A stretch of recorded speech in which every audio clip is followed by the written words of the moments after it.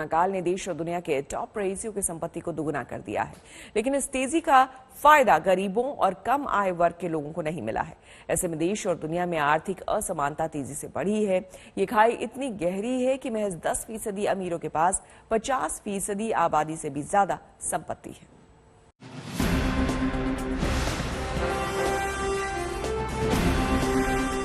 Corona काल में भी भारत समेत दुनिया भर के रईसों की दौलत पर कोई असर नहीं पड़ा है।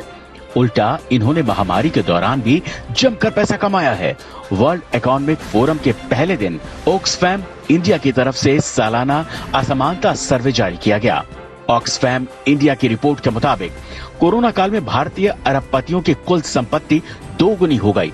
अरबपतियों की संख्या में भी 39% की तेजी आई है और उनकी कुल संख्या बढ़कर 142 हो गई है।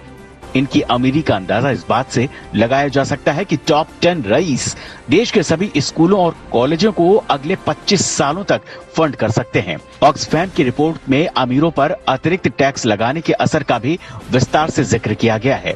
इसके मुताबिक भारत में टॉप 10% अमीर लोगों पर 1% अतिरिक्त टैक्स लगाने से 17.7 लाख ऑक्सीजन सिलेंडर मिल सकते हैं।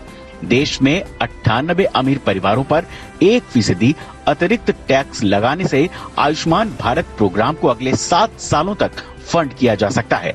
इस रिपोर्ट में अमीरों की दौलत बढ़ने से आर्थिक असमानता बढ़ने का भी जिक्र है। रिपोर्ट के मुताबिक कोरोना की वजह से सबसे अमीर 10% लोगों के पास देश की 45% दौलत है। वहीं गरीब 50% आबादी के पास महज 6% दौलत है।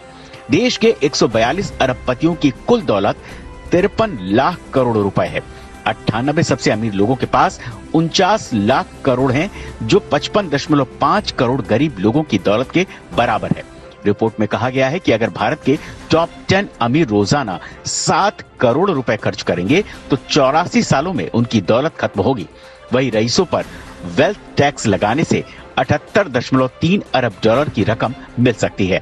इस पैसे से सरकार का हेल्थ बजट 271% तक बढ़ सकता है। अमीर गरीब के बीच तो आर्थिक खाई कोरोना काल में गहरी हुई ही है, साथ ही जेंडर गैप भी इस दौरान बढ़ गया है। ऑक्सफैम इंडिया की रिपोर्ट के मुताबिक कोरोना काल में जॉब लॉस में 28% महिलाएं हैं। इससे उनकी कुल कमाई 2/3 घट गई है। सरकार ministry of women and child development पर भारत के 10 सबसे कम संपत्तियों वाले अरबपतियों की कुल संपत्ति का आधा भी खर्च नहीं करती है। इन अरबपतियों की रकम को समझाने के लिए ऑक्सफैम इंडिया की रिपोर्ट में कुछ और मिसालें दी गई हैं।